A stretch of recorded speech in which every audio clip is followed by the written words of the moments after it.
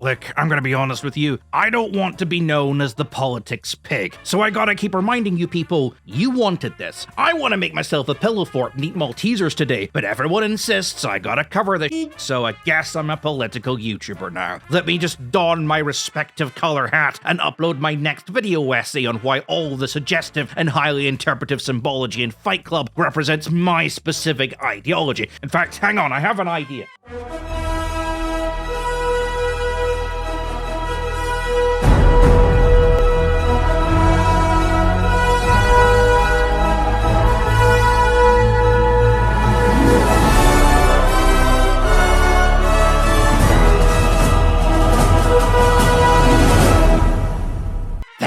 Now I can fold my arms every time I think I've made a good point, like all the cool kids. So I went over all of this on a live stream already, and I don't want to retread the same ground, but for the people who don't watch the live stream that I do with the NAFO boys over on Digi's channel, I'll quickly sort of break it down for everyone. This was a car crash of an interview, a truly remarkable sight to behold. I was speechless at times because, well, okay, you know what, this is going to sound a little weird to people not used to modern politics, but almost the entirety of politics is a performance. It's a dance coated in ritualistic nonsense aimed at whatever wavelength of politics you operate on. Fascism does it better. It always has, because to a point, liberalism is all about understanding the needs of the individual, which can change every couple of miles, hence why it always comes over as a little bit wishy-washy. I mean, you don't care what's going on 2 towns over. No one around here does. They're weird over there. But to a politician who may represent multiple towns in a district, they kinda have to. Whereas fascism doesn't care about the individual. I mean, it pretends to, and it pretends to care about the needs of the state, but it simply boils the needs of the state and the individual down to its most basic components: God, country, family. I kind of want to go into that in more detail, but that's an adventure for a different day. So the essentials of fascism are to convince you, the voting majority, that any or all of those are somehow under threat from whatever voting minority is the enemy today. Now, technically, that's impossible, because what you consider to be, taking one of these for example, your family values, are going to differ from family to family. Maybe the values of your family are just to eat dinner together around the table every day and talk like a family. Well, gays, immigrants, drag queens in Europe aren't exactly a threat to that. Trust me, I've been to many pride parades in Europe as a drag queen, and never once have we attempted to stop an American eating dinner. So instead, what exactly family values are is kept vague. It's just family, with, a picture of like, I don't know, some white people smiling in a grass field or something. And then we throw in some words like respect, commitment, faith, that's a good one. Maybe we'll put a horse in there for good measure. But the best part about this is because it's so vague and meaningless, it works in just about every country in the world. It means when the fascist is pushed to define family values, they can give up whatever localized definition they want. That's step 1 with arguing with fascists, by the way. Never let them define anything. But the problem with the fascist ideology is it starts to break down when 2 fascists meet. And that's where the fun begins. Tucker Carlson represents the typical conservative in America. They see the world through the lens of the culture war. To them, rainbow flags on Bud Light cans and drag queen storytime are the biggest threats to the American way of life and to Western civilization as a whole. Putin represents the Russian conservative, who thinks that Russia is the greatest country in the world. It was the first true civilization, it invented everything, and it saved the world from the Nazis all by itself. It also thinks that everyone in the world hates Russia and doesn't understand why, so they are open to having that blank filled in by whoever happens to be talking the loudest, and most importantly, can convince everyone that it's not Russia's fault why everyone hates them. These 2 sides of conservatism have never met before. They don't understand each other, and they would start arguing if left in a room together. But both sides believe in one thing, that Western civilization is dying. We've passed the golden age, the pinnacle of society. This is the end. This is the fall of Rome. And the thing is, both sides kind of disagree on what caused this, what's causing Rome to fall. Americans think it's because liberals are soft and weak and something, good times make soft men. This works because it fits into their macho alpha male fantasy, where they are the tough men getting on with the work, while the soft, whiny liberals sit on their ass. They are from Sparta, everyone else is from Athens. Or Thebes. Thebes! And Russians think it's democracy. Democracy allowed charming liars who deceive everyone to get into power, ushering in an age of brain-dead sheep people arguing over the nonsense while surrounding themselves with all the distracting pleasures of Western decadence. And that's the bridge. Because the Russians think the Nazis are responsible for that, and the American can be very easily convinced that liberals are the real Nazis. YouTube pundits have been trying to convince you that for years. Half of you probably shouted that out the second you knew where this was going. Come on, own up. Who said it? I'm not mad. In fairness, both Tucker and the Kremlin have been using the American culture war to further their own goals for over a decade, as has pretty much everyone else. I mean, if you give a politician the ability to avoid talking about controversial issues that require long and difficult and very expensive solutions, by instead making token gestures and promises on things like safe spaces and microaggressions, then they're going to leap on that like Epstein at a high school prom, and everyone else is happy to go along with that because whining about gender roles is far easier than actually doing anything useful. And that was the tune that was playing when Tucker agreed to this interview. He thought this was going to be his David Frost moment, that his career would be saved and that history would be made because he was the man who interviewed Putin in the middle of a controversial war, which was a hot-button topic back in the States, as millions of Americans asked why so much of their tax dollars were being shoveled into supporting Ukraine, as hundreds of journalists had been turned away. He, and he alone, would get that interview. I know he claimed he was the only journalist who reached out for an interview. He wasn't. He was just the only one allowed to do it because he's probably the only journalist in the Western world that wouldn't immediately start grilling Putin on war crimes and missing children. All Tucker needed was a few good sound bites. He knew no one would watch the full interview, they just watched the highlights reel that would be broadcast to the nation over the coming weeks. All Putin needed to do was talk about how the liberals had opened the door to the Nazis. Tucker would link it to wokeism, Putin would laugh, and then agree. And as a reward, Tucker would get to grill Putin on a few light issues that he would give pushback on, and then kind of agree to resolve. Interview over, everyone goes home and has a wank. But the problem is, that didn't happen.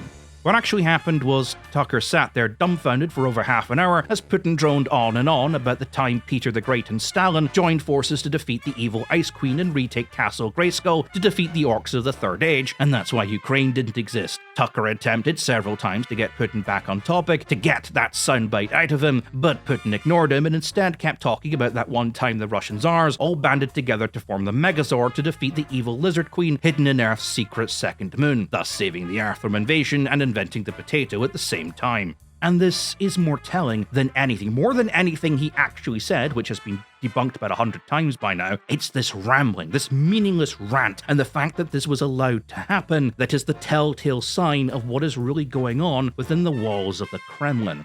Allow me to explain.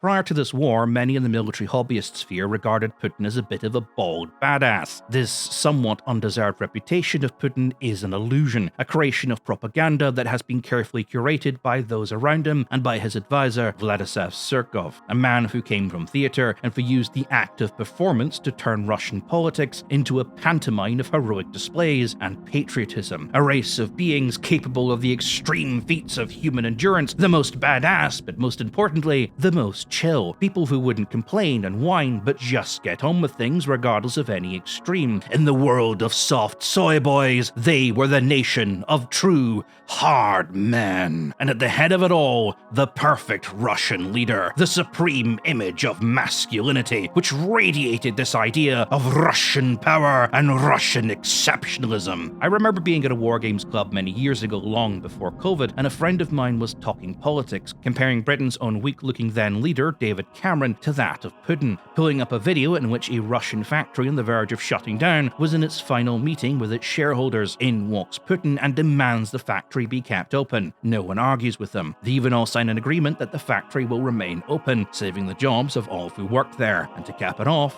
someone tries to steal his pen, and he demands it back. It took a lot not to tell my friend that this was a complete work of propaganda. It was completely set up. The whole thing, right down to the pen stealing, was a stunt designed to make everyone else see the strong leader called Putin. Stunts like this were enough to impress my friend and was likely aimed at specifically people like him, people who were tired of incompetent, weak-spined governments and thus were more open to loud political stunts full of bravado and one-upmanship that dictators churn out like crappy TikToks, which people are encouraged to refer to as refreshing. Along with Putin's perpetually confusing political stances on various subjects, for example, donating and supporting to pro-LGBT charities and activism groups, while also banning images of the rainbow flag and comparing gay men to pedophiles, supporting pro-liberal groups while encouraging and rewarding groups of neo-fascist skinheads for attacking them, and supporting democracy while crowning himself president for life and arresting and eventually killing his own political opponents, etc., etc. Putin would play out this bizarre hypocrisy which kept the Russian people in a state of semi-confusion. But because people have a tendency to cherry-pick and because news is always targeted towards a certain demographic, it meant that most people, regardless of political affiliation, always saw Putin as an ally,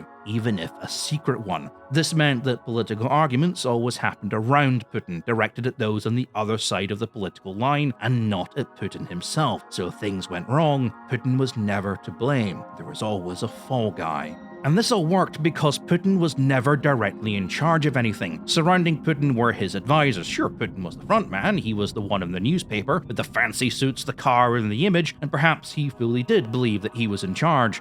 But surrounding him, his closest friends, his advisors, would take his orders for the day and translate them to the Duma, the Russian parliament, if you understand the nuance behind the word translate in that context. This meant that Putin could continue living in the mental state he needed to be in to present the image he needed to be to the Russian public, and to a lesser extent the Western public, and he was undoubtedly rewarded for doing so. But it also meant that he was deluded into believing he truly was the person the propaganda claimed him to be, and as this war has gone on, his advisors have dropped off one by one. His interference and micromanaging of this war has increased until we arrive at the point where he has taken full command, and the illusion has finally been shattered.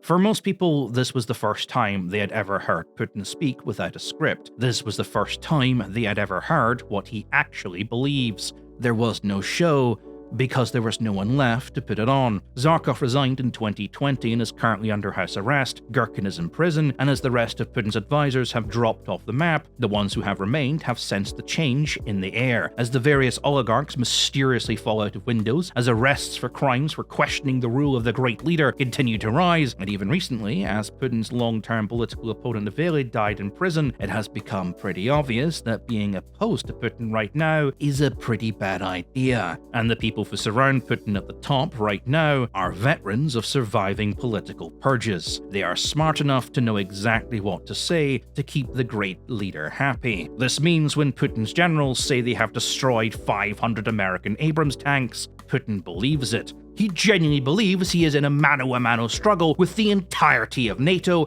and he is winning. So excuses for Russia's slow progress can be made, because all of NATO is fighting him while he stands alone. This is not a product of stupidity. Putin is not an idiot. This is just what happens when you exclusively surround yourself with people who only ever agree with you. It happens to everyone.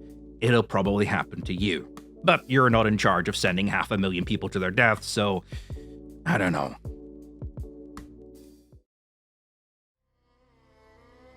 We're entering a strange new world now, with new life and new civilizations, to boldly go where no man has gone before. Sorry, I couldn't resist. Look, what this interview tells us is that there is basically no one at the helm of the Kremlin's macho Putin PR machine, and what you are seeing is basically Putin without the mask, without all the clever editing, the scripts, the body doubles, and the team of spin doctors that surround him, and Putin has basically gone feral. He's gone against Tucker, he's even gone against Trump. He is not dancing to the same tune as everybody else now, and he actively refuses to do so. So everyone else is left trying to figure out how this strange new dance goes and sing along to the words that they can't quite hear. Essentially, the future is now uncertain. Putin has gone off script, and no one is quite sure what he's going to do next. When people talk about the Great Russian Bear, this is what they mean. Bears are unpredictable by their nature. Bears can never be fully domesticated or tamed. Bears do what they want.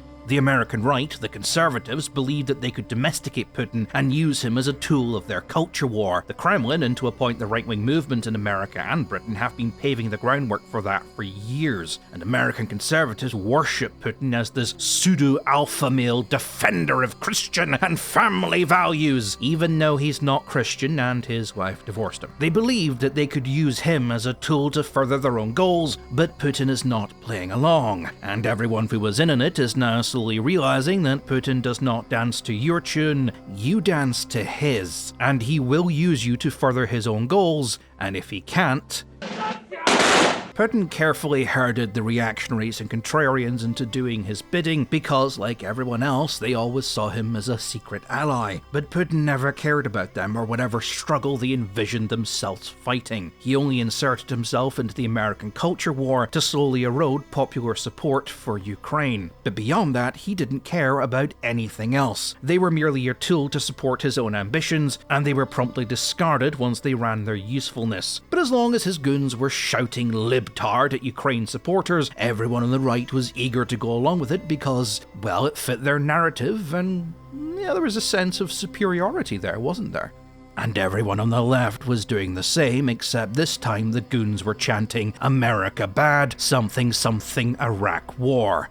But hey, you're a smart boy and you're immune to propaganda, ain't ya? But now the illusion that this war was all somehow tied to the American deep state has been shattered. The Vatniks are now faced with the reality that Putin was not an ally, he was just using them, and they have been left with two choices: pretend that it all didn't happen and carry on as normal, or realize that they have been gaslit into actively participating in an information war in which the end goal was the genocide of the Ukrainian people and the theft of their lands, which they were more than happy to go along with because they were being manipulated by a foreign government and encouraged to call it patriotism. Their entire shtick was a simplified reduction of an overcomplicated 30-year-old ongoing political situation boiled down to its most simplistic form and delivered to them through the medium of quote tweets, memes, and grifters posing as experts. Their knowledge has been passed through so many simplification filters it barely resembles anything close to factual accuracy, and all it has achieved is to mask the reality that hundreds of thousands of people are dying while they sit in their comfortable homes playing at politics, patting themselves on the back while they watch entire cities get vaporized because, hey, that sure showed them libs. There is no reward at the end of this for all of them. The dominoes are not going to fall in their favor, and when the Ukrainian war ends, regardless of the outcome, they will simply be herded on to the next big thing by whoever wants to use them to further their own political goals. And maybe some of them will be smart enough to get off the train, but if there's one common thing I have noticed among the Vatniks, its intelligence is not exactly their forte. And for every one Vatnik, for every grifter that steps down, there are 10,000 who would kill to be in their position.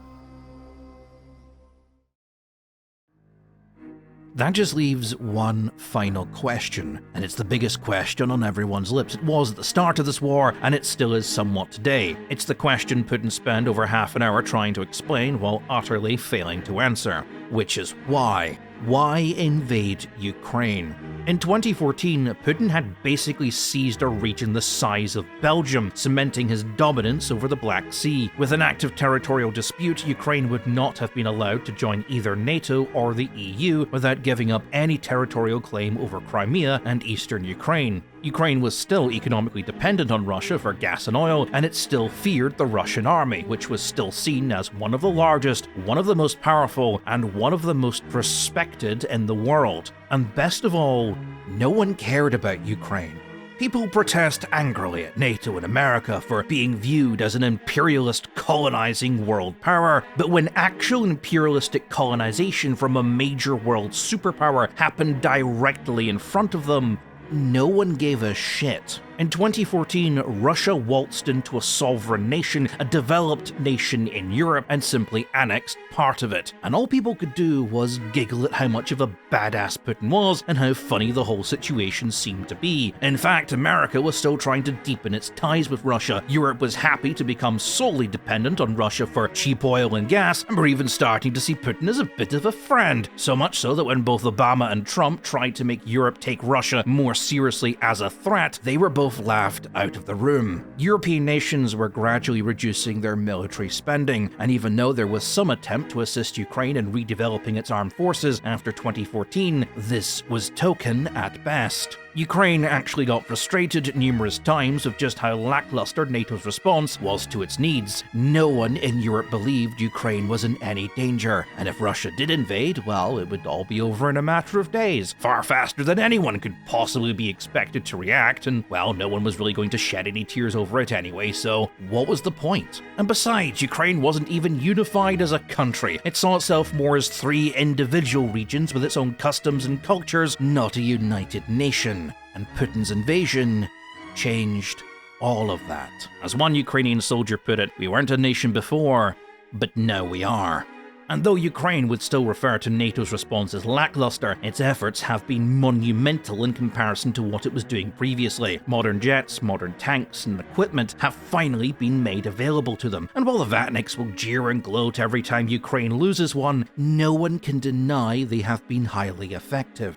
And though the EU has not exactly been lightning fast to respond, like a fat man who's fallen asleep at the party, it's woken to realise the buffet is now open and is lurching towards it at speed. Europe is rearming, Finland and Sweden have joined NATO, money for future weapons projects has suddenly been found, and development into alternate gas and oil infrastructure has been a major focus. Putin's oligarchs have lost almost the entirety of their holdings in Europe, half his war chest has been seized by the banks, and regardless of the outcome of this war, his entire army will need to be rebuilt from scratch. But worst of all, his reputation is in absolute tatters. The Russian army is no longer seen as the ferocious, dominating entity it once was. In fact, people now question why we even feared it in the first place. Russia's weapons export potential, which was a huge part of their development funding, is now basically null, and all the oil and gas it was selling to Europe is now being sold to China at an even larger discount. And though the Russian economy hasn't completely collapsed, the cracks are indeed showing. In one move, Putin gambled and lost basically everything. So what was he hoping to gain? Why gamble it all on Ukraine? What's so important about this one small Eastern European nation that Putin was willing to take that risk?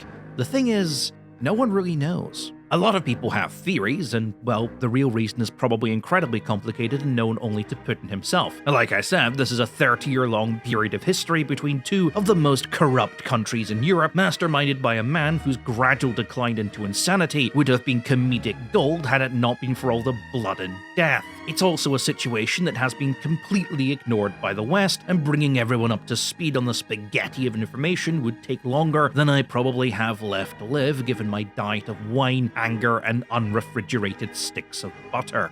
Thankfully, I don't have to. A channel I reference a lot but I've never gotten around to giving a shout out, Sarcasmatron, did a 4-part video series on the whole situation, dating right back to the start of things. It's several hours long and comes the closest to bringing any sort of answer to the question of why that I've seen from anyone else, so I would strongly recommend you watch his videos, and I'll leave links to them in the description. Crap, I just realized he did the same joke in his video about no bullshit. Hang on. Okay, forget that. That never happened, okay? Shut up! You can't prove anything! But part 4 of his video series touches on a personal theory of mine. I had been working on my own video about it, so I'm somewhat annoyed that I wasn't the first to get to point it all out, but that's my own fault. Now I'd rather you go watch his video about it, so I'll be brief and cover the basics. And the basics are, Putin believes in color revolution theory.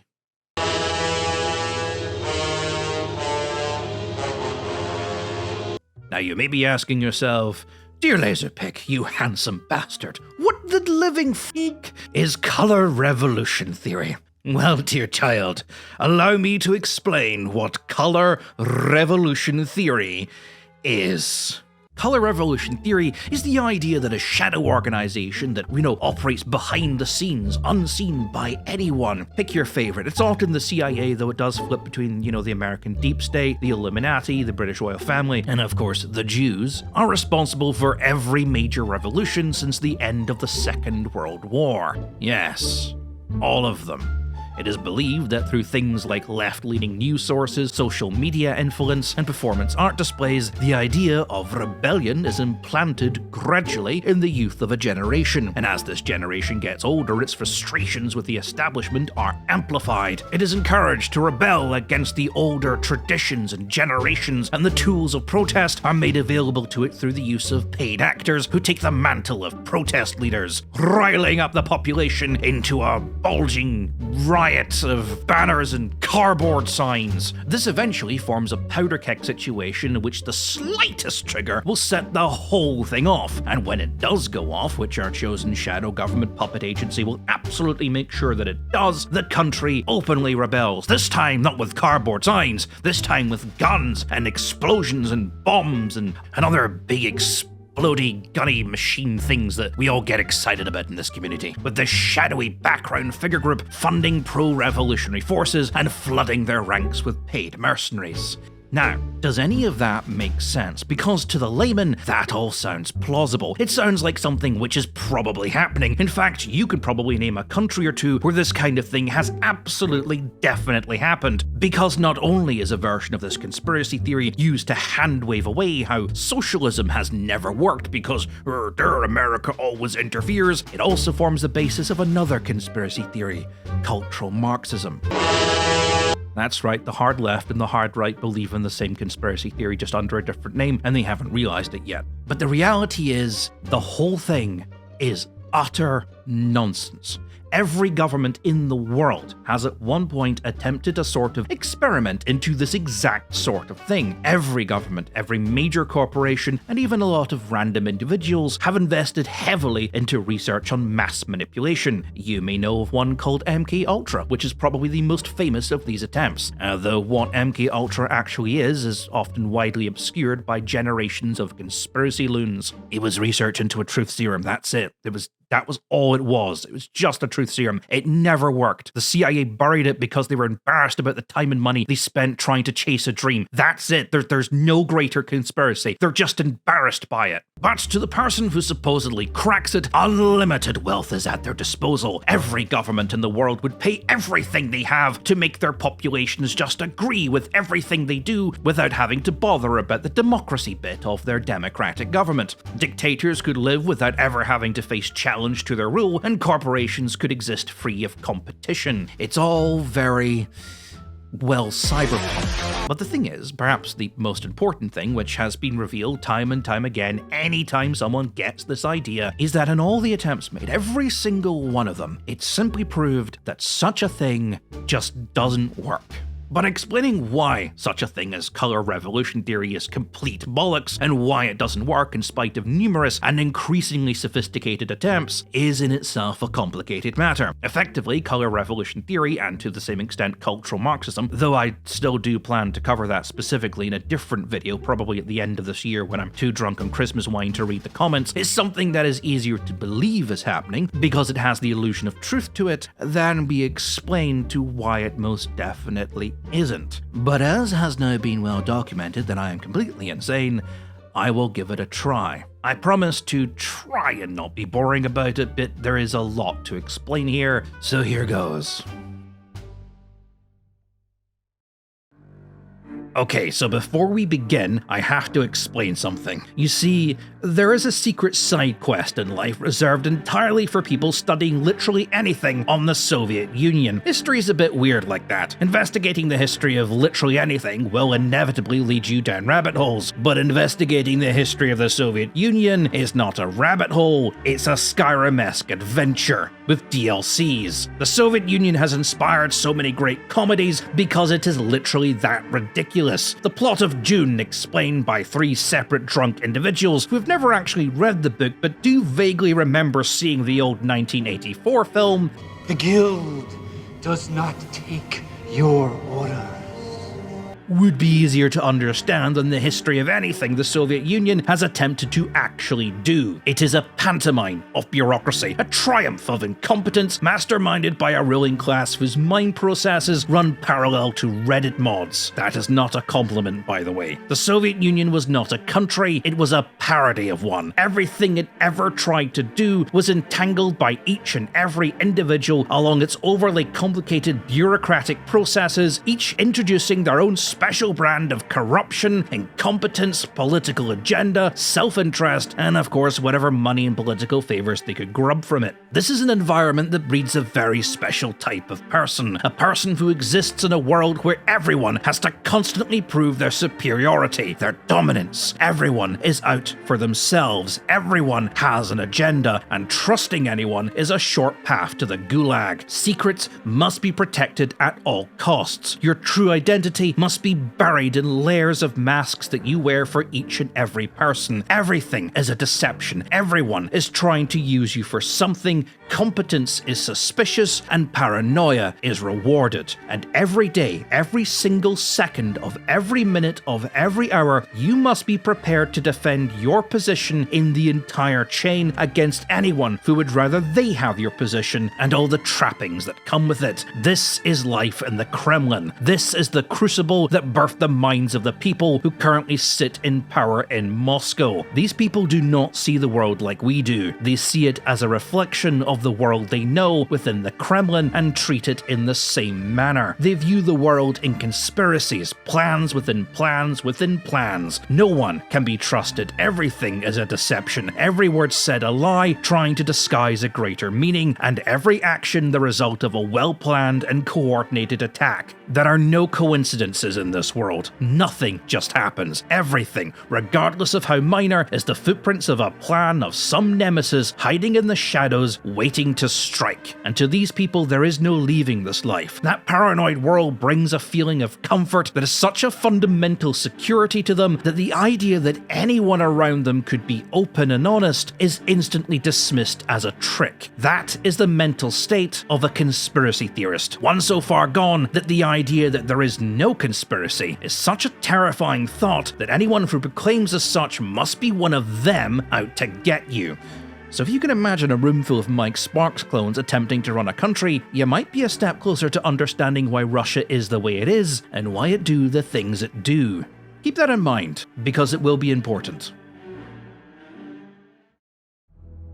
But first, we should address the United Fruit Company in the room, because most of you by now will be furiously screaming in the comments, "That's all good and well for you to say the government's..." No, sorry, that's the wrong voice. I should be doing the whiny liberal voice. Hang on 2 seconds. "It's all good and well for you to say governments around the world aren't trying to manipulate revolutions, Mr. Pig. But we have an entire wiki page full of the times the US has interfered in the ruling of another country and imposed things like regime change. In fact, anti-US sentiments across Latin America are fueled by a series of regime changes that pushed into power dictators that were backed by the United States government. The fact the US did this is famous. Movies have been made about this. It's page 1 of any thesis any modern philosophy student writes. It's spanned by literally hundreds of Russia bot accounts every day. How could you not know this, Mr. Pig? Are you stupid?" Wow, that's a straight on the throat. Here's the thing. Yes, the CIA has implemented regime change when it suited them across multiple countries. And though the CIA will happily take the credit for these, the thing most people don't seem to be aware of is the CIA lies. Quite a lot. In fact, in many places where the CIA has intervened, not only has their involvement been blown up past the point of the extreme, it regularly failed to work. In fact, more than half the time, it completely exploded in the CIA's face. There's a reason they don't do it anymore. Guatemala is probably the most famous examples of a US-led coup against a democratically led authority. The history of it will probably make you hate the US, the CIA, and the Chiquita Banana Lady. "I'm Chiquita Banana and I'm here to say I am the top banana in the world today." Ba ba ba ba.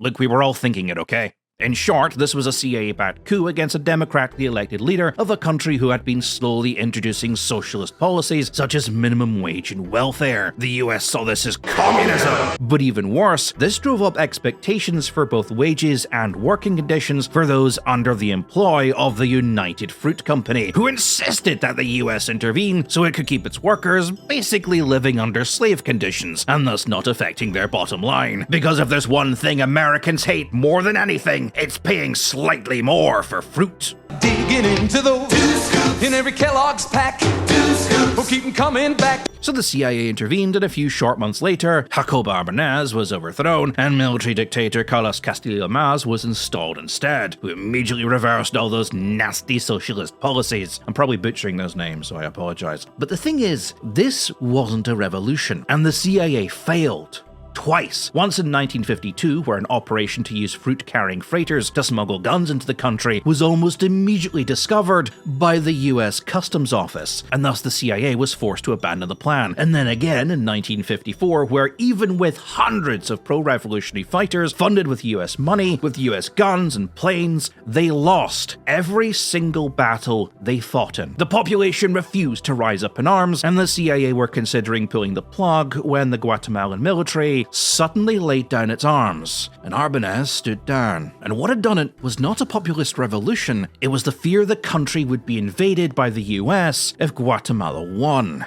The CIA proudly slapped themselves on the back, installed their puppet dictator who immediately seized full control for himself, resulting in a 40-year-long civil war and the genocide of the Mayan people.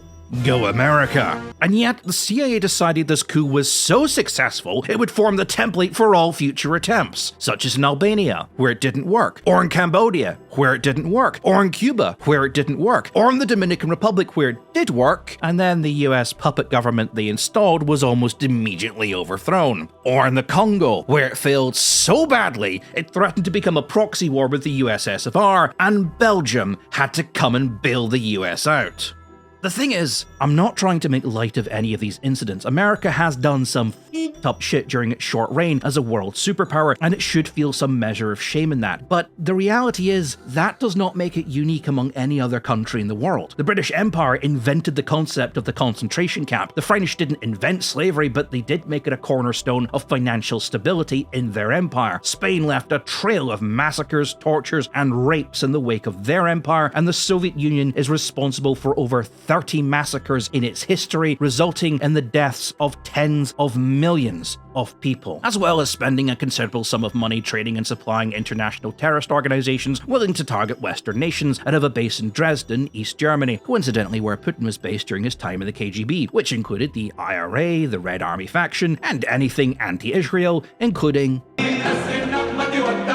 something they have allegedly continued to do to this day. But I'm sure Hamas launching a major attack on Israel at precisely the exact time Russia needed something to distract the US away from Ukraine was just a coincidence. Oh, and if you think what the US was doing in South America was bad, the USSR was doing the exact same shit. You just don't know about it because that side of history is quite rarely taught. And the thing is, it's not wrong to discuss America's crimes. In fact, many would argue that's the foundation of a stable and good society, where we can be critical of ourselves and our actions and demand that we as a nation, or even as a civilization, be held to a higher standard. You live in a country where you can criticize your country's actions without consequences. They are known and taught openly, and that does work to keep ourselves in check. When people want to read up on American or British war crimes, they have to open a history book. If you want to know Russian war crimes, you pick up a newspaper. In short, anything bad we do, even on a small scale like a drone hitting the wrong target or a cop shooting a dog, become national scandals and hot political talking points.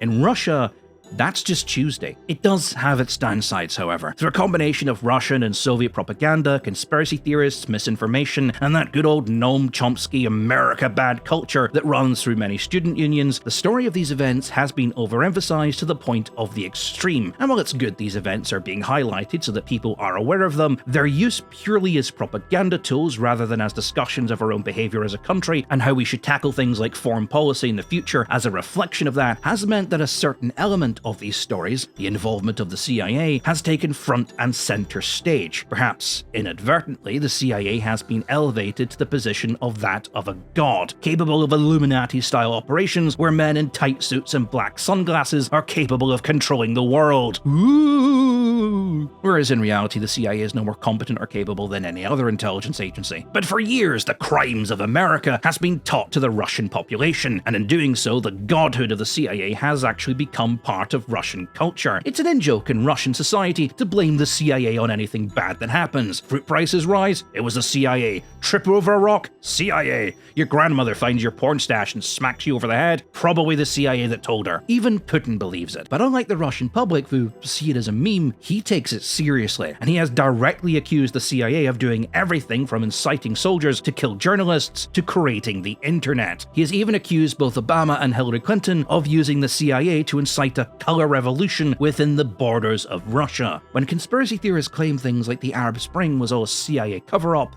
Putin believes them because he lives in the magical Kremlin wonderland. So any evidence that this is not a case, or anyone telling him he is wrong, is obviously an agent of the conspiracy trying to fool him and thus not to be trusted. And the thing is, what he's failed to realize is in all the examples I gave above, those were not color revolutions. The CIA did not incite revolutions encouraging populations to rebel against their government. They tried, but they couldn't do it. You know what was easier? Simply finding some idiot who desired power and could be convinced to see things from the US point of view if they got enough things from the Sky Mall, and then simply fed them enough guns and drugs until they were in power, which inevitably backfired because power-hungry idiots do not tend to be great leaders. In each of these situations, when a populist rebellion did happen, it either went against US interests, such as the Dominican Republic, or was already in progress long before the CIA got involved, such as in Brazil. In times where it has been suspected of involvement, such as in Euromaidan with the famous Moulin Prut phone call, the reality of the situation has been obscured by the sheer amount of misinformation which surrounds the event. Sarcasmatron covered it pretty well. Now, none of this should be surprising. When people talk about cultural Marxism, what they fear is that socialist and communist ideologies are being taught to the young in order to prepare them for a pro-communist uprising. The people they always blame for this are not world governments with anti-US mentalities or actual communists, it's the Frankfurt School of Thought. This is because their arguments come from canned arguments found online, which can be traced back to neo-Nazis who have found the Jew to blame, and thus no further thought or investigation is required. In the same manner, the minds of the Kremlin have found where the CIA is to blame, and thus no further thought is required. They found the conclusion they want. The Euromaidan phone call is not just an intercepted communication from Ukraine looking for advice that never really went anywhere. It's the cornerstone of all the evidence Putin needs to prove that the whole thing was a CIA plot. It doesn't matter what else happened or is said, or even if no actual evidence of CIA involvement has ever been found, all of that can be dismissed because we have that phone call.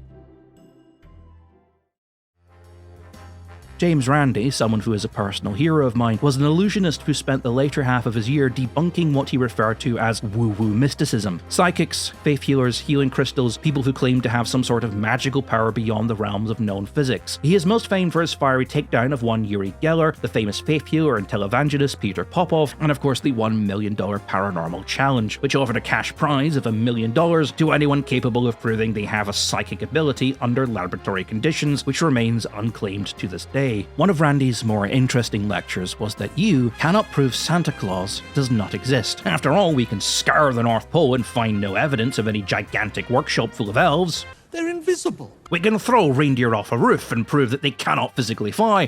But those are normal reindeer, and every idiot knows that Santa's reindeer are specially bred reindeer who can fly because of pixie dust, which, though that is a childish description, it's probably a special ancient medicine made from all natural ingredients which has been lost to time outside of this one recipe, handed down through generations and generations of Santa Clauses unknown to science, who is too busy with their microscopes and their chemicals to understand the miracle of nature, etc., etc. You get the picture. The point is, to any believer, there is no proving them wrong. Everything can be explained away, and everyone trying to stop you is either ignorant of the truth or in on the whole thing and trying to stop you finding out the real truth. So any evidence against the conspiracy can be ignored. That is how Putin sees the world around him. This is how he thinks, and the life he leads within the Kremlin's fortified walls has been designed through generations of supreme rulers to protect its members from having to interact with reality. Because if you can't see reality, then what reality is can always be easily dictated to you. we should really talk about what color revolution theory is, by which I mean what color revolution theory really is. It's supposed to refer to a series of pro-democratic revolutions that happened between the year of 2000 and today, specifically in Serbia, Georgia, Adjara, Ukraine, Kyrgyzstan, Moldova, Armenia, Belarus, and the various Arab nations caught up in the wave of the Arab Spring. But here's the thing. There still exists considerable debate in academic circles if or not the term color revolution even means anything. And if so, what exactly is it referring to? Out of all the revolutions referred to as a color revolution, other than them being revolutions, the only thing which binds any of these together is the fact they happened after the fall of the Soviet Union, and the internet may have played some role, but tools of mass communication typically often play roles in revolutions. A key role of the French Revolution in 1789 was played by newspapers. So is the French Revolution a color revolution? Red, the blood of angry men, black, the dark of ages past. In actuality, no. It's not allowed to be, because color revolution is almost an undefined term. Even Wikipedia cannot agree on what exactly it means, describing them as protests that resulted in regime change, which is literally the definition of every revolution in history. Originally, the definition had been any revolution in a post-Soviet state with the intention of establishing democracy. But then the Arab Spring happened, which many consider to be a color revolution, and Russian propaganda has spent a considerable amount of effort attempting to convince everyone that the CIA was behind it all. But none of the Arab states are former Soviet states, so that part of the definition had to be dropped. But if a color revolution is just any revolution to bring about democracy, then the American Revolution of 1765 is a color revolution.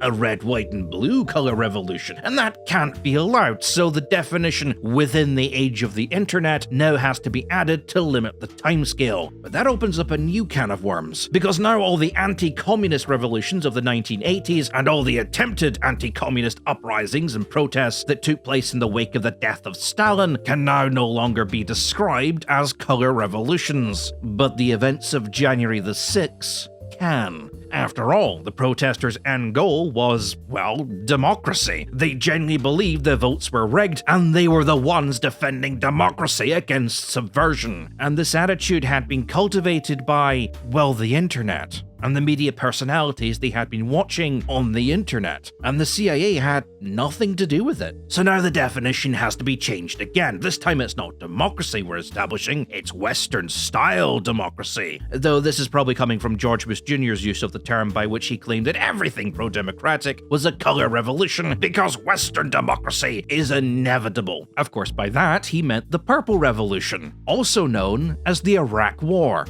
That was a revolution, it wasn't an invasion. Silly newspapers making stuff up again. You can never trust the mainstream media, can you? The thing is, it's very tempting to sit here and argue what the exact definition of Western democracy or a color revolution is, but let's not beat around the bush. A color revolution is just whatever revolution that exists in the world and in history that Putin and those who think like him believe is the fault of the CIA. As such, the definition of what exactly is a color revolution has to keep being changed so that the end goal, proving it's all a CIA op, remains intact. It's kind of like claiming that all birds are evil, and you can prove it because all birds fly, and all flying things are evil. And if someone points out the existence of birds that don't fly, you simply state, well, those aren't birds, because all birds fly. Well, what about flying fish? Well, those have scales, and birds don't have scales. Are you stupid or something? Flying fish, what a moron. You're not finding the common connection between everything and using that as the basis of the conclusion. You're starting with the conclusion you want and omitting anything which disproves it, and also distracts from the fact that you've made the connection between flying and evil and refuse to explain. But that's the thing, that connection never needs to be made. The connection is taken on faith that it's there. If it can't be found, it's not because it doesn't exist, it's because you fail to find it. That connection can never be proven to not exist, because color revolution theory is not an academic or a scientific study, it's a conspiracy theory. It's a conspiracy theory that has been painted with the veneer of just enough clever-sounding scientific woo-woo terminology to give it the air of legitimacy, so that you go into it already believing that the foundation work, that all things that fly are evil, has already been concluded by serious experts. So the end bit, the CIA is responsible, is the only bit you're allowed to question. And of course, if you're willing enough to go along with that, you'll be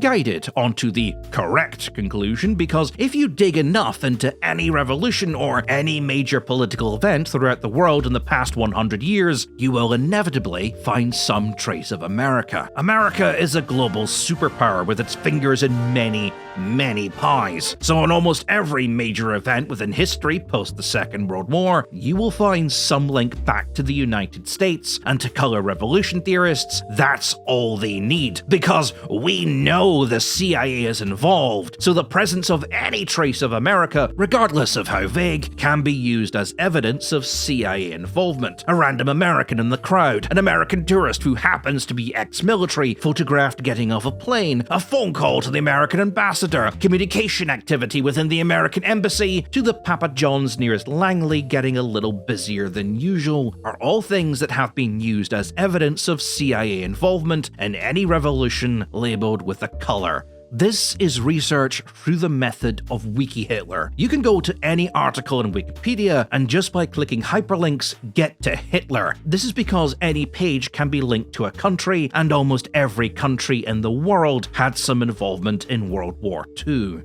Like the cultural Marxism crowd, they found the link to the people they want to blame, and thus no further thought is required. The idea that 18 million Americans will go through military service within their lifetime, and those who do typically gain more interest in traveling abroad, or the fact that any embassy would probably send and receive a lot more communications if a revolution was happening within the borders that they were based, or that pizza joints typically do get busier on a Friday night, are all irrelevant facts there to distract you. The bottom line is, the CIA is involved, and this proves it. As I said in my video on the Challenger, most of us in this community have never lived under communism, neither its rule nor its threat. But for Eastern Europe, communism wasn't a theory or some fun rebellious thing that edgy teenagers believe in, it was reality. I cannot convey what it was like for people to live under communism. But what I will say is I've met people who have lived under communism, and the mental scars of that time still exist. A friend of mine who is a folklore historian has traveled to many places in Eastern Europe where the scars of those memories are very present. In one incident, he recalls showing a group of people in a village in Hungary a rather silly comedy show about communist bureaucracy, and this was enough to apparently reopen some very, very deep wounds. Communism is only remembered fondly by those who lived at the very top during its reign and who benefited from their positions. And of course, people who have never lived through it and simply see it as a positive through the lens of capitalism bad, and therefore synthesize the narrative that communism bad must come from capitalist propaganda and can therefore be ignored. Statistically, at least half of you started thinking that the second you realized where this chapter was going. But you're immune to propaganda, ain't ya?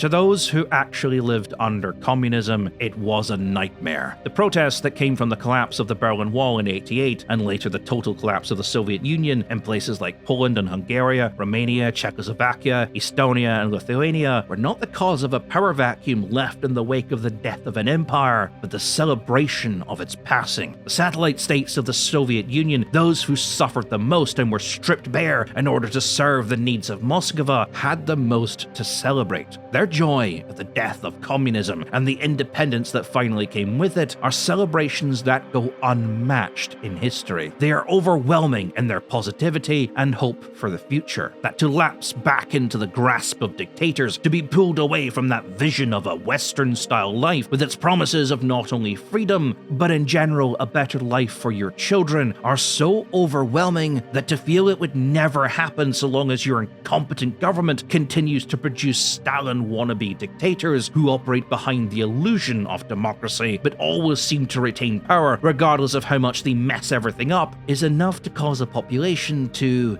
We'll take a more proactive approach to the term democracy. The desire for your children to grow up in a world better than the one you knew is one of the fundamental beliefs of every parent on the planet, and one of the few things that unites all of humanity. The reason why God, country, family is such an effective way of manipulating people is because when the world becomes too overwhelming, the average person retreats back to what is important to them, which is their personal morals, the place they live, and their family. And so long as nothing is directly affecting those three things, then they will rarely go out of their way to care about anything else outside of that scope. A lot of people couldn't give two shits about children dying in other countries, but when it's your family who is under threat, that's when the knives come out. And that's what's actually happening in these revolutions. People who thought they were progressing towards a better life suddenly find out that they're not. And not only are they facing a lifetime of gradually declining living standards under some asshole, but so are their children. The wall has come down, and they have been exposed to the potential of a better life and a better way of doing things. And the idea that the hardship they suffer is required to protect them against the corruption of the West no longer flies. They've seen the corruption of the West, and they want to be part of it, because it's better than being part of the corrupt East. Every single revolution currently described as a color revolution was against a corrupt dictator in favor of actual democracy, not the feudalism disguised as democracy that they'd always lived under. That's not something that is unique to any of the color revolutions, that's just what a revolution typically is. They are largely, throughout history, about overthrowing tyrants. It's about a people who have lost all hope, and in desperation, they fight for what they believe is a better future for themselves and their children. And brightly dressed students beatboxing about Karl Marx, economic slavery, and role-playing as anarchists rarely has anything to do with it. I mean, yes, the phrase student movements do come up quite a lot in revolutions, but that is normally because students typically have a lot more free time to do things like protest. Trust me, when was the last time you didn't see a student protest happening? But the thing is, when you are a corrupt dictator in charge of a country, the idea that this is just a thing that happens in society is terrifying. So a cause has to be found, because it cannot be that your loyal sheep-like populace, who obviously love you, will seemingly at random just turn against you with little warning, and that's somehow your fault. There has to be some sort of external influence. And when you have fought your entire life against the dominance of the West, guess who's first in the pipeline to be blamed?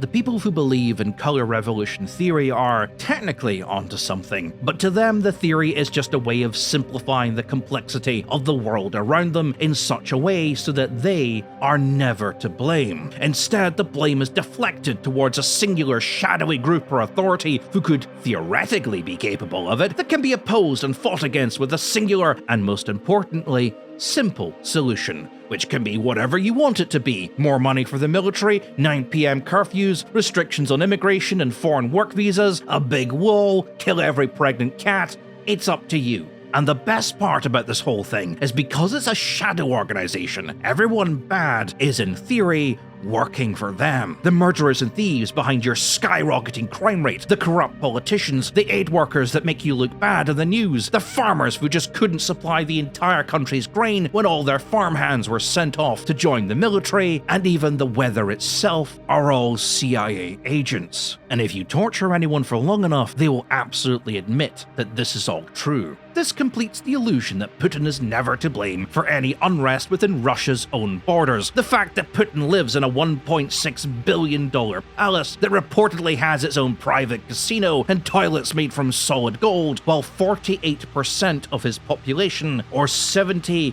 million people, do not have access to an indoor toilet, has absolutely nothing to do with the fact that there might be some people in Russia who believe that their current system is a bit unfair. No, it's all a CIA plot. This makes it easier to think about. There's a clear us versus them narrative now, an enemy to unite everyone against, focus all our attention on, and take the blame for anything bad that happens. And no one needs to sit down with Putin and explain the complexities of a public engineering works. And that's what color revolution theory is. That's what it really is. It might seem weird that someone who can climb to the point where they are in charge of an entire country could be fooled by something so idiotic as a conspiracy theory, but this is the unfortunate reality of being a dictator. As I said right back at the start of this chapter, they live in cultures of paranoia, carefully protected from reality by the illusionary gold leaf world of wealth and power that they construct around themselves. That bubble is built to protect them, and the thing they seek the most protection from is the idea that they don't actually know what they are doing.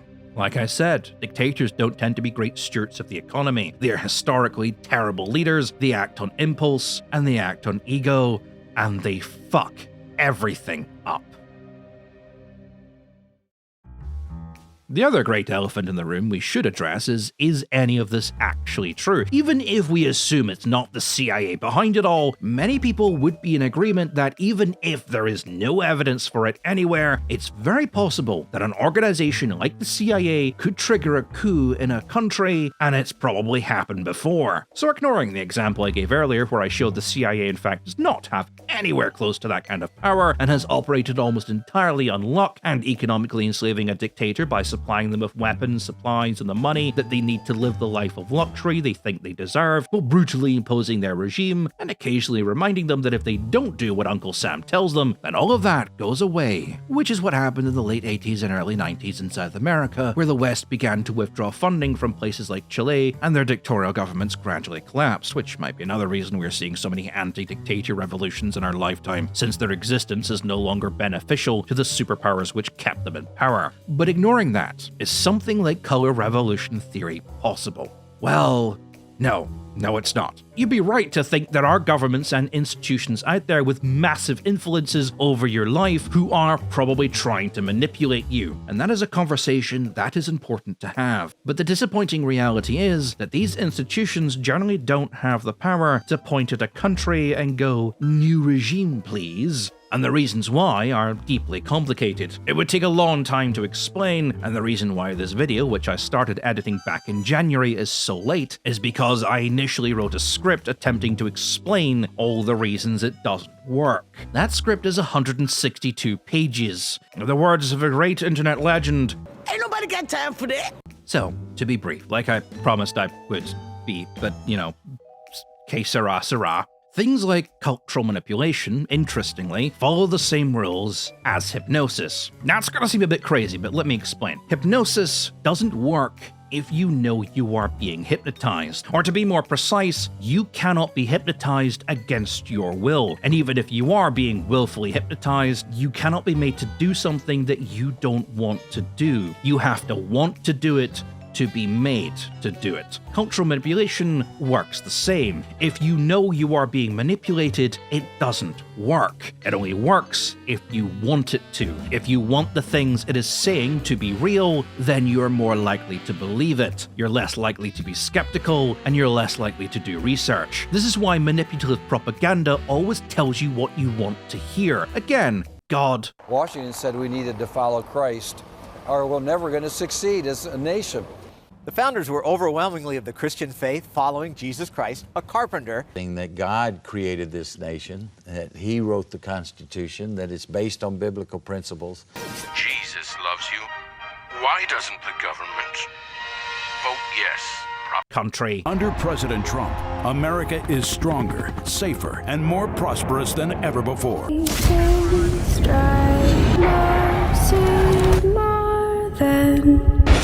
You imagine putting your life on the line in Afghanistan and having just a leisure time and wanting to watch a football game and seeing your players, your American players, disrespect the country and the flag on foreign soil? Can you? Get the f*** out of here! Our country!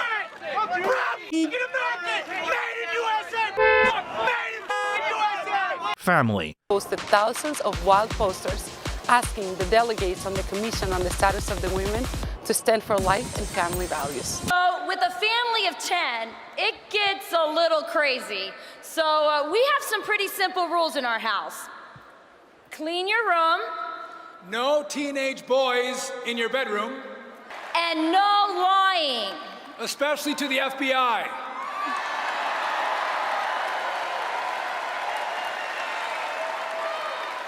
For us, it's all about family.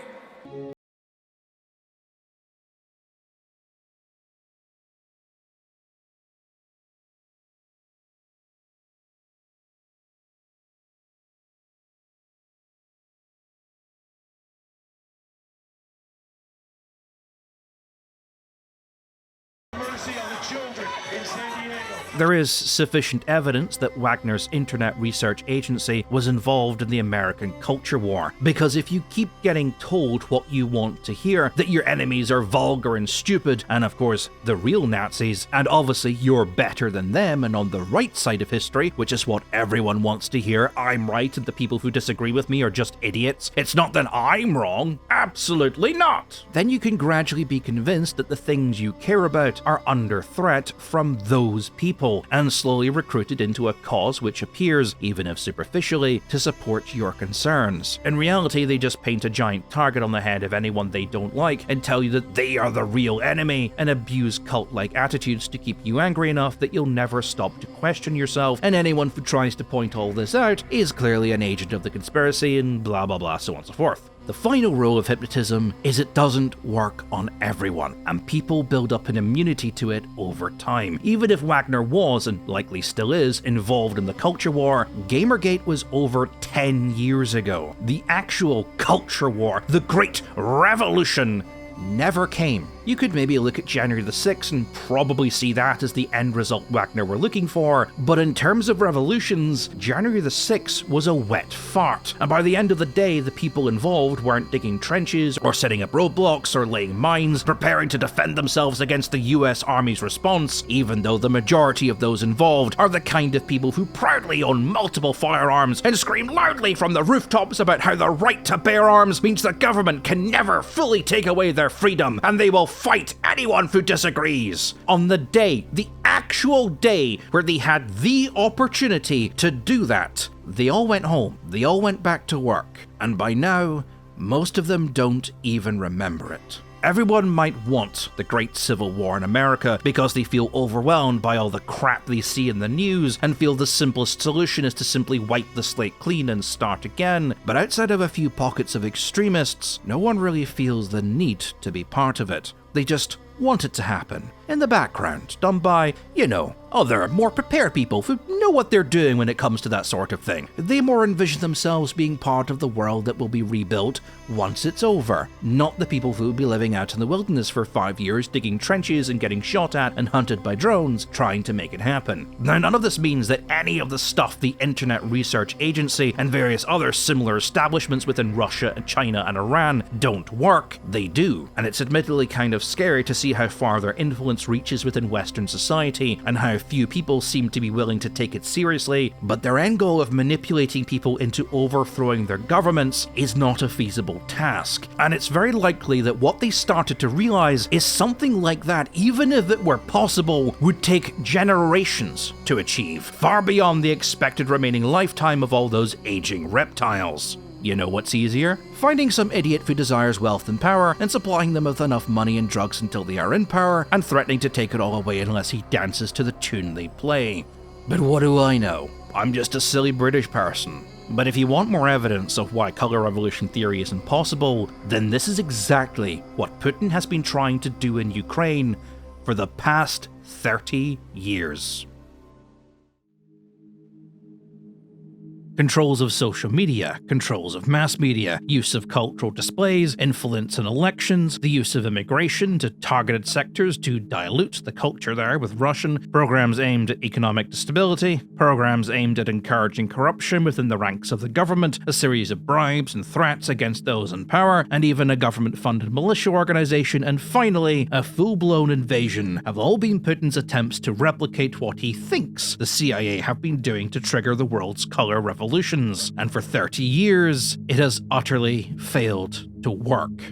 The playbook has remained largely unchanged in all that time. Ukraine is full of Nazis. The government wants to eradicate the Russian population within Ukraine's borders, ban the Orthodox Church, and ban the Russian language, which in 30 years it still hasn't gotten around to doing, outside of changing a few road signs and deciding that Ukraine's national language is Ukrainian. And for those in the Donbass and eastern Ukraine who were under the full power of this information war, even as they were being armed and conscripted into resistance armies, rather than rebel, simply voted in a person from eastern Ukraine who spoke their language and would look out for their interests. They voted in Zelensky.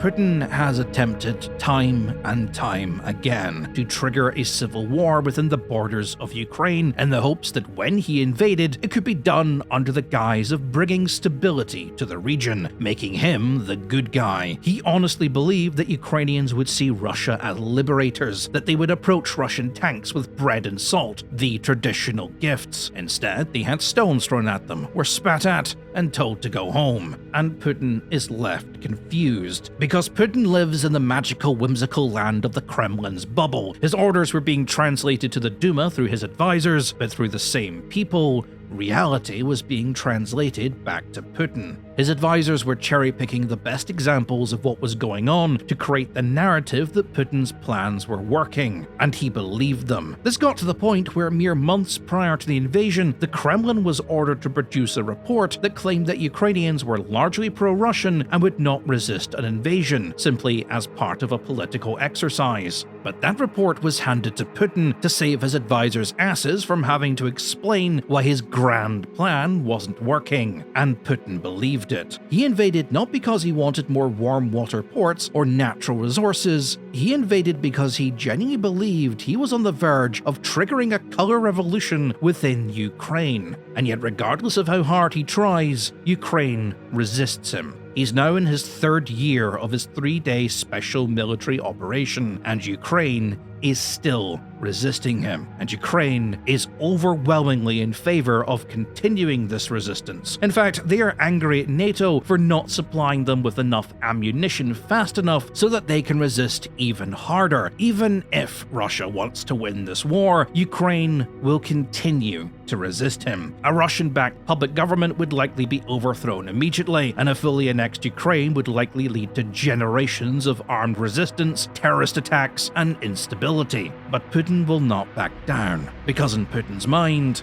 Putin cannot be wrong. And if color revolution theory doesn't in fact work, then all the efforts he has made into recreating it will have been for nothing. Because you can bet your ass Ukraine is not the only country they have been trying this on.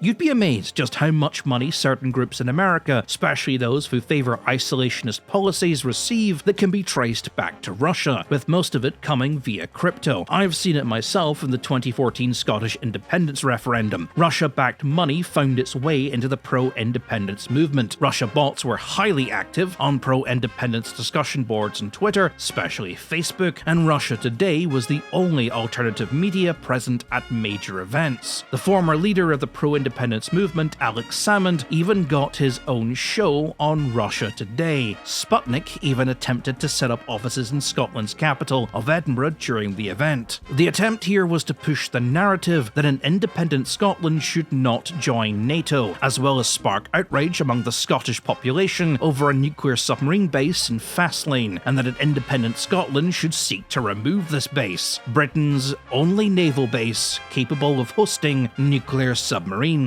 I wonder if there are some clues as to Russia's end goal here, because the same might have been happening in the Brexit campaign. 8.4 million, the biggest ever single donation to a political cause in British history, came from a man who had close ties to the Russian government, Aaron Banks, shortly after meeting with the Russian ambassador to Britain and a Russian spy who was a member of the GRU, a Russian military intelligence agency. Also present at the meeting was Andy Wigmore, member of the UK Independence Party. Yes, that party. It is alleged that he promised the Russian ambassador he could get him close to Nigel Farage, the Brexit campaign's loudest member and proud campaigner of British isolationism, who was supposedly given over $500,000 to appear on Russia Today, where he was knighted by a schoolchild. The investigation into these incidents and to Russian interference in the Brexit campaign as a whole were scrapped by then Prime Minister Theresa May over fears that it would trigger a second Brexit referendum. Whether MI5 continued the investigation regardless has never been made public.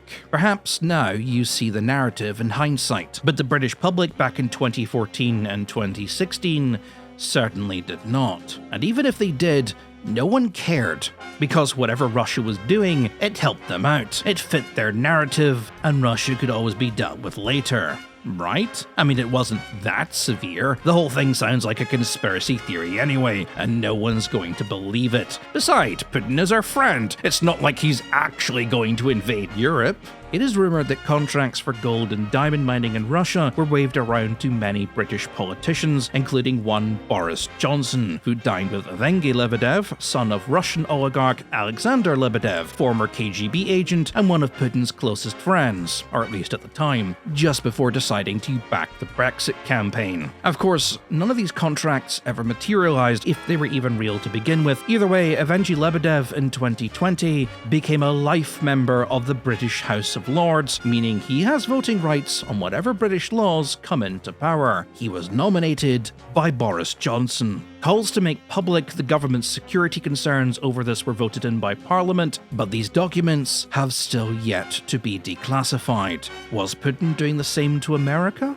Possibly. YouTube commentators were trying to convince everyone for years that there was no Russian interference in the US elections. But there was. Oddly enough, these were the same YouTube commentators who were trying to convince you that Brexit was a good idea, that the EU was corrupt, push isolationist policies disguised as anti-globalism as well as anti-immigration policies, support Trump, that the behaviors of dictators are refreshing and should be celebrated, that Ukraine is full of Nazis and that the liberals are stupid, and of course that Antifa are the real Nazis. Now, I'm not suggesting there is any link here because, well, there is a term in the study of propaganda called the useful idiot. And, well, I'll let you gather your own conclusions, if it's not already obvious what I'm hinting at. Russia bot farms were set up specifically to learn the attitudes of and manipulate certain demographics of the American population. Members of the Internet Research Agency were required to post or comment on around 50 news articles a day, maintain a minimum of 6 Facebook accounts, each posting 3 times daily, with at least 2 of those posts discussing news articles. Facebook was their major hunting ground at the time. They set up thousands of legit-looking local news websites, which generated real stories to earn credibility, while also pushing alternative stories that aligned with the Kremlin's narrative. And those stories would be pushed by the bots, whose fake interaction would be picked up by the algorithm and circulated out to people who, at a cursory glance, would appear to be reading something from a legit news source. Did they support Trump because they believed he would hand Ukraine to Putin on a silver platter, or at the very least keep America out of Europe's business? The actions of certain, coincidentally pro-Trump Republicans in America, as they do everything to delay further aid to Ukraine, seems to support this theory. But of course, I'm not suggesting anything. I'm just a silly British boy.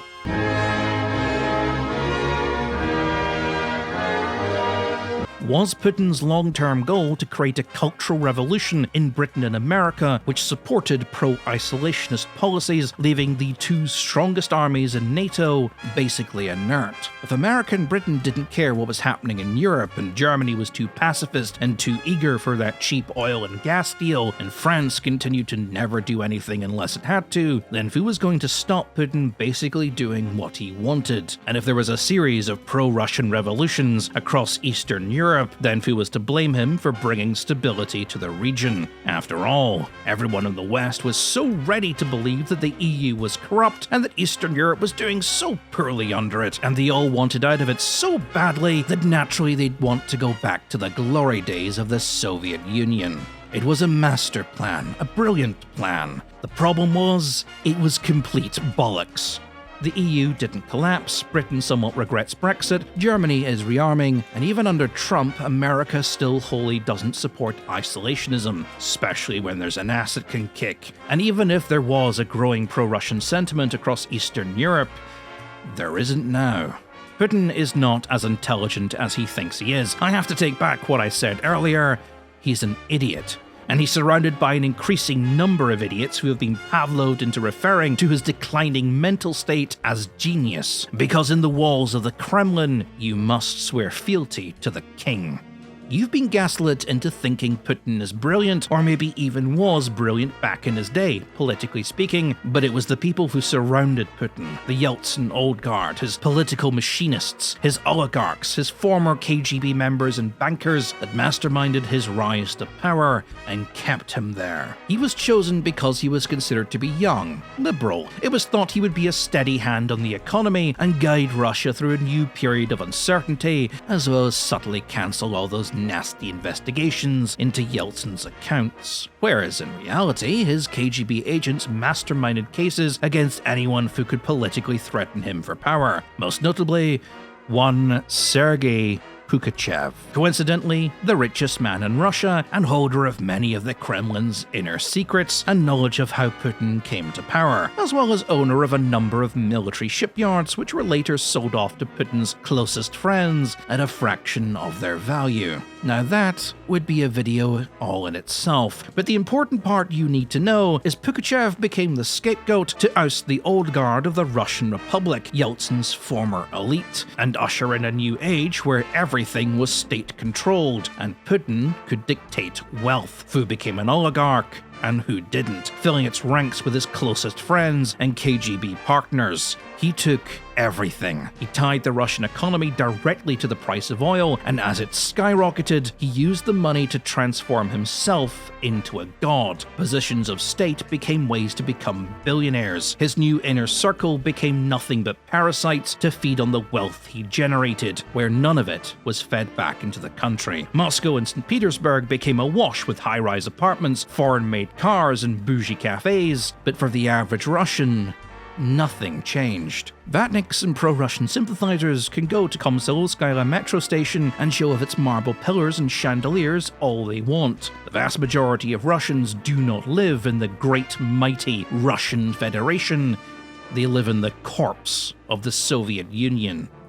But Putin's problem is he's running out of friends. For years, he used capitalism as a method of waging war against the West. London became his biggest target, as I mentioned in the Challenger 2 video. In fact, the problem became so widespread that locals still refer to London as Londongrad. But while it's all well and good to corrupt Britain with huge amounts of cash, Britain is not exactly a stranger to huge amounts of cash, and the people who flaunt huge amounts of cash. The upper tiers of almost the entirety of the British political structure are awash with old money, people who can trace their lineage back to medieval knights and lords, and who consider 80 grand a year a peasant's wage. No joke, this is a country where in 2009, a Member of Parliament Douglas Hogg, 3rd Viscount Helsham, Baron Helsham of Kelmthorpe, Douglas Martin Hogg, was ousted for a £2,000 expenses claim to clean the moat of his estate.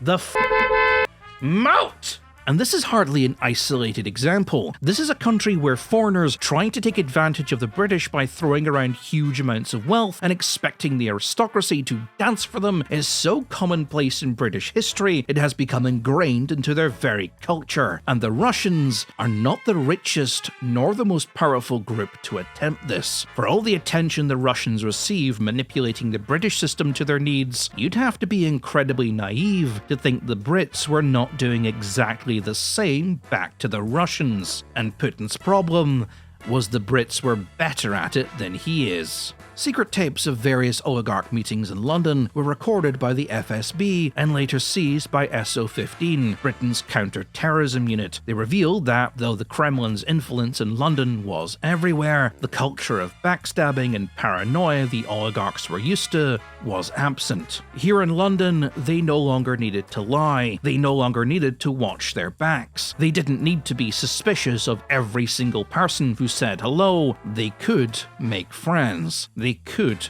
be honest with people. They could finally talk about what was on their mind and have the ear of someone who wouldn't use that information against them. In London, the oligarchs experienced something they had never experienced before. They were happy. The problem for Putin was that his oligarchs were becoming anglicized. London wasn't their second home, it was their home. And this sort of loosened his control over them. Though most of them have remained silent, 15,000 of Russia's millionaires, billionaires, and oligarchs have requested either migration or political asylum within the UK's borders. Those that have spoken out, such as Oleg Tinkov, have been widely pro-Ukrainian and warned that no negotiation which concedes Ukrainian land to Russia should be tolerated. What's worse is, as this war has dragged on, Putin's paranoia has increased. 52 of Russia's oligarchs have died under mysterious circumstances, some apparently having committed suicide, others mysteriously falling out of windows. A large number of Putin's advisors who kept the Kremlin bubble intact have either been arrested, been sacked, or been found dead. And now the bubble is starting to collapse. Putin is starting to see glimpses of reality for perhaps the first time in his life, and this sudden realization that everything isn't going according to his plan has left him floundering. He's exposed, and the only thing he can do is just keep scapegoating and killing off the people around him in the hopes that everyone else stays in line and no one else thinks that maybe, just maybe, it's all his fault. Because even if he was a hyper-intelligent manipulator and political chess player that the media has always portrayed him as, the skills required to do that do not transfer to the implementation and management of a global conspiracy. Because that's all color revolution theory is. It's a conspiracy theory. And like all conspiracy theories, it promotes the idea that a series of completely unrelated and often random elements are under the direct control of a shadow organization that no one's ever seen. Because it makes it easier to contextualize and think about. The idea that no one is in control of all this, that there is no intelligence behind it all, no thing with a thought process or a moral structure dishing out punishments based on some grand master plan, that things just happen and there is no grand plan behind it all, there is no conspiracy, is to many people truly frightening. And in a nutshell, that's basically it. The invasion of Ukraine is the end result of a failed attempt by Russia to entice a pro-Russian rebellion within eastern Ukraine. And now that rebellion didn't happen, they are faced fighting an attrition war for no real reason against a population that neither wants nor supports their presence. And this will continue because their idiot of a president believed a conspiracy theory and is now too proud and stubborn to admit that it didn't work. And everything has just ballooned far beyond his control. He has no plan. He has no idea what to do, so he'll just keep grinding more lives against the millstone until he either throttles some sort of victory out of the situation or loses everything completely. And that's the reality of this war. There is no method to the madness. There is no grand master plan. Putin is not lining up all his chess pieces to make some brilliant big move. He's already made his move. And this is the result. Anyway, if you liked it... What the bloody hell are you doing in my sitting room? Ah! It's not because of Brexit, it's not because of Brexit, this is not our fault. There were queues at petrol stations and nothing on the shelves. Fruit just left to rot and the trucks won't drive themselves. We'll call in the army or if not a band of elves. But you can't blame Brexit and our polls reflect it. Not our fault, not our fault.